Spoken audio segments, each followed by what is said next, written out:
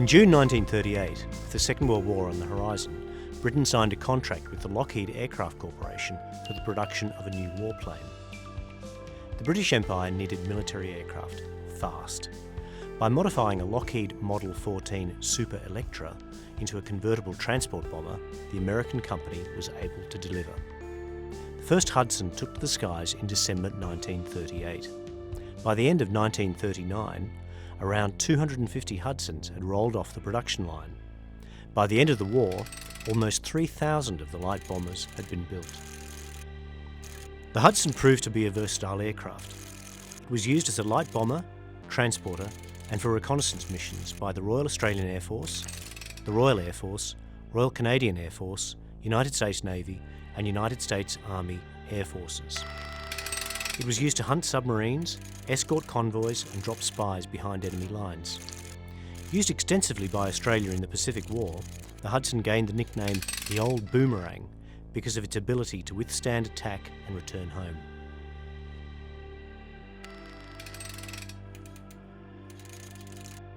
The birth of a legend. The first aircraft that Lockheed's designer Clarence Johnson worked on was the Hudson, which at that time was known as the Model 10 Electra. Fresh out of college and working as a tool designer, Johnson noticed stability problems in the aircraft. Experimenting with tail design and using wind tunnel modelling, he produced a distinctive H-shaped tail which helped to fix these issues.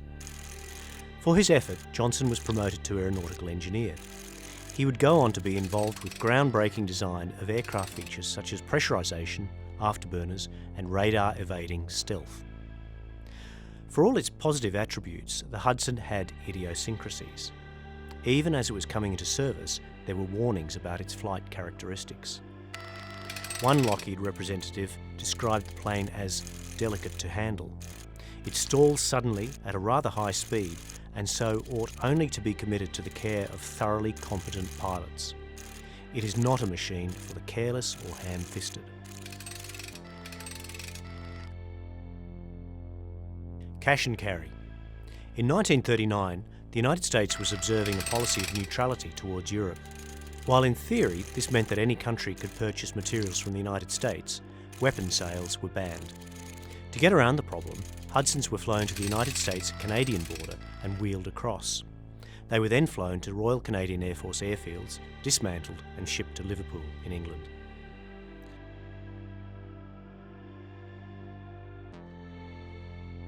The Memorials aircraft, A16-105, is one of 52 Mark IVA model Hudsons used by the Royal Australian Air Force during the Second World War. It arrived in Australia in December 1941 and was initially used to train RAAF aircrew. Between December 1942 and January 1943, the Hudson saw operational service in Papua New Guinea, carrying out supply flights during the Allied advance on Buna on the north coast of Papua. After the war, it was flown as a photographic survey aircraft, helping to chart much of Australia. It completed its last flight in 1998 and was then acquired by the Australian War Memorial in 2001. A16-105 is now on display at the Canberra Airport. Flying Officer Ray Kelly. Ray Kelly flew A16-105 while training with No. 1 Operational Training Unit at Bairnsdale in 1941 and 1942. He went on to pilot other Hudsons in New Guinea with No. 6 Squadron, RAAF, on anti-submarine patrols and ammunition supplied drops to the Buna battlefield. Ray recalled facing Japanese fighters and anti-aircraft fire while on one particular reconnaissance mission. During the mission, he encountered bad weather which delayed his return, and eventually his Hudson ran out of fuel. His logbook read, "Had to ditch aircraft on north side of Milne Bay, spent 15 minutes in the water before natives arrived with boats. Eventually rescued by motor torpedo boat, aircraft sank after 5 minutes." The plane sank nose first and ended up resting on its back at the bottom of Milne Bay, about 100 metres offshore. In the year 2000, a diving team located the Hudson, lying on the white sandy bottom of the bay, still relatively complete and with its bomb bay doors open. Aces high and zeros. On the 22nd of July 1942, Warren Cohen, flying Hudson A16-201, was intercepted over Buna in New Guinea by 9 Japanese Zero fighter planes, led by the legendary Japanese Navy ace Saburo Sakai. Despite the odds being in favour of a one-sided affair, Cohen made a snap turn towards the Zeros and attacked them with all guns blazing, making a succession of aggressive and unexpected turns. Cohen and his crew held Japan's finest pilots at bay for around 10 minutes before Sakai scored hits on the dorsal turret, killing the gunner and leaving the Hudson without defences. This allowed Sakai to shoot down the aircraft, killing the remaining crew. So impressed was Sakai that in 1997 he wrote to the Australian government recommending that Cohen be posthumously awarded your country's highest military decoration. The suggestion was rejected, however, on the grounds that all such recommendations had been closed at the end of the war.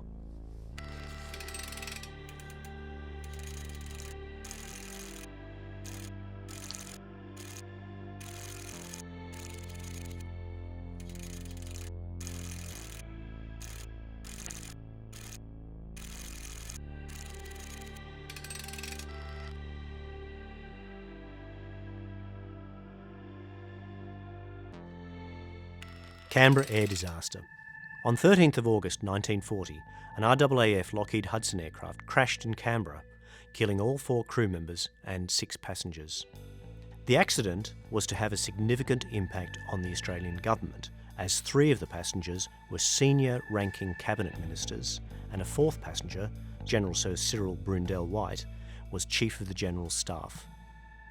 The deaths of the 3 ministers weakened Robert Menzies' United Australia Party and contributed to its electoral loss to the Australian Labor Party in 1941. Controversy has long surrounded the accident.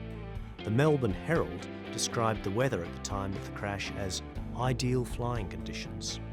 There was also speculation that James Fairbairn, one of the passengers, may have been at the controls at the time of the crash rather than an RAAF pilot.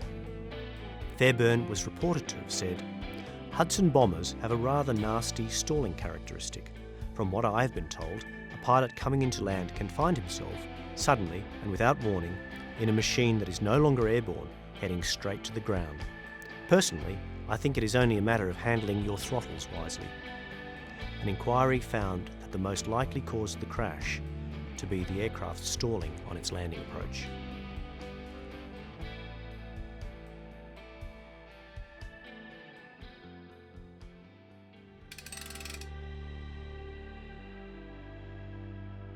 Drama in the air.